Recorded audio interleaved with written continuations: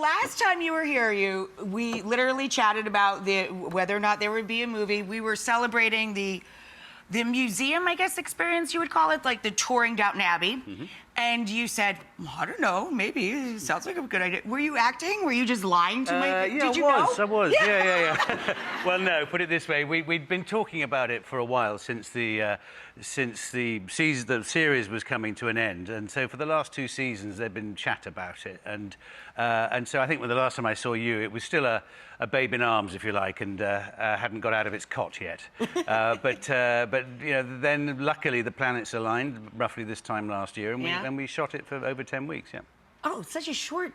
Yes, yeah. I mean compared to each season, which took 6 months, this was a much shorter period of time, and.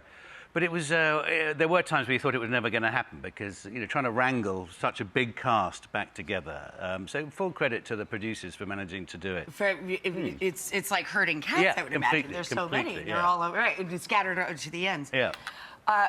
My sister, so many of my coworkers. I mean, the obsession with Downton Abbey is just so complete. I mean, I'm sure that most people don't need a catch-up, but can you give us the setup of the film versus the show? Well, the series took us up to 1926-ish, I think, and the film doesn't try and reinvent the wheel, but it's really just a further chapter in the life of the Crawley family and the people who live and work on the estate. So it picks up in 1927. I think it's fair to say that the household is set fair. There's no sort of great traumas within the family or anything like that. But then a letter arrives announcing that the King and Queen want to come and stay, and of course that puts the cat amongst the pigeons.